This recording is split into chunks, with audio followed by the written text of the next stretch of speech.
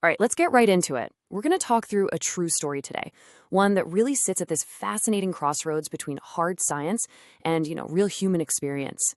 It's a surrogacy story, sure, but it's really about this incredibly tough choice that had to be made when the data said one thing and a person's history said something completely different.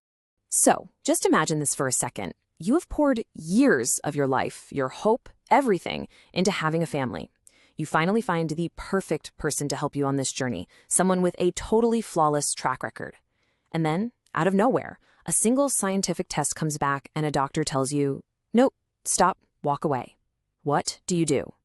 That is the exact spot we're going to explore today. So to really understand the weight of this decision, you have to meet the intended mother. We'll call her Marie, and you have to understand just how high the stakes were for her. Look, Marie's path to this point it was not easy. She's in her 40s, and she had already been through years and years of fertility struggles, failed procedures, you name it. And after all that effort and heartache, she had just 2 viable embryos. That's it. These weren't just 2 chances. They were literally her only 2 chances. So, with everything riding on this, Marie knew she could not afford to take any risks. She went looking specifically for what's known in the surrogacy world as a proven surrogate. And that's exactly what it sounds like. It's someone who has done this before, successfully, and has a proven track record of delivering a healthy baby. And that is exactly when Rachel came into the picture. And honestly, on paper, in person, every which way you looked at it, she seemed like the absolute perfect match for Marie. I mean, just look at this profile. Rachel was 26, healthy, had a child of her own. But here's the kicker. She'd already completed 2 other surrogacies. And get this, both of those embryo transfers worked on the very first try. Both of them led to healthy, full-term babies. I mean, you literally could not ask for a better, more reassuring history than that. So Marie and Rachel, they connected right away. Everything seemed to be falling into place perfectly.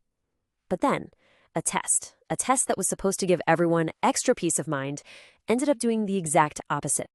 Because of everything she'd been through, Marie wanted to be extra careful. So she asked the clinic to run some additional tests during what's called a mock cycle. It's basically a dress rehearsal for the real thing, to make sure the surrogate's body is perfectly ready for the actual embryo transfer. And one of those extra tests was this thing called a BCL6 test. In simple terms, it looks for a certain protein that's linked to endometriosis. And if it finds it, it's kind of a red flag. It suggests there might be some inflammation that could make it harder for an embryo to implant successfully. And yep, you guessed it, here comes the bombshell. Rachel, the surrogate with the perfect, flawless history, tested positive. The doctor's advice was swift and totally clear. Stop everything and find a different surrogate. Just like that, the entire dream was about to fall apart. So this just created this impossible situation. Marie was suddenly stuck right in the middle of a battle between a scientific data point and a powerful, proven human history. I mean, look at this. On one side of the scale, you have a lab test, this positive BCL6 result that points to a potential problem, and you have a doctor saying stop. But on the other side, you have Rachel's actual life experience.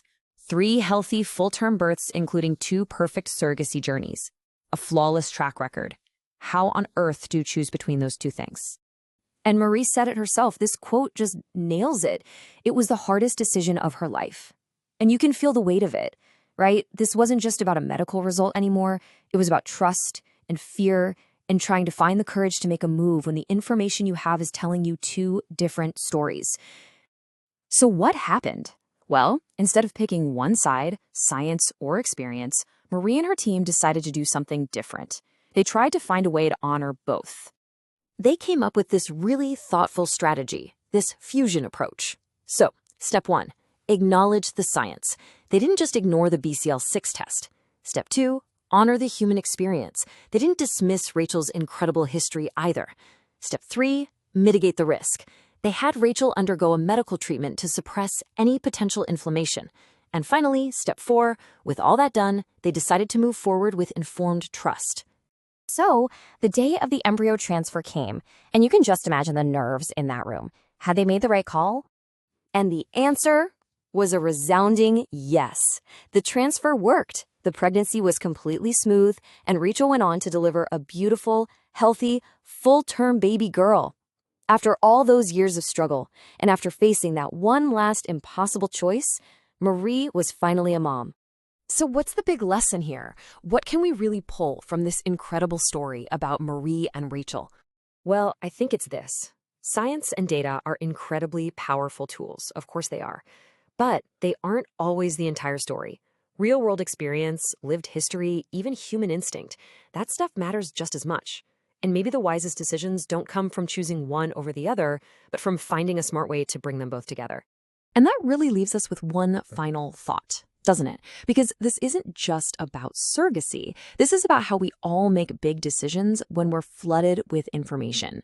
So it's worth asking yourself, where in your own life, in your job, with your family, with your health, are you trying to find that perfect balance between what the data says and what your experience is telling you?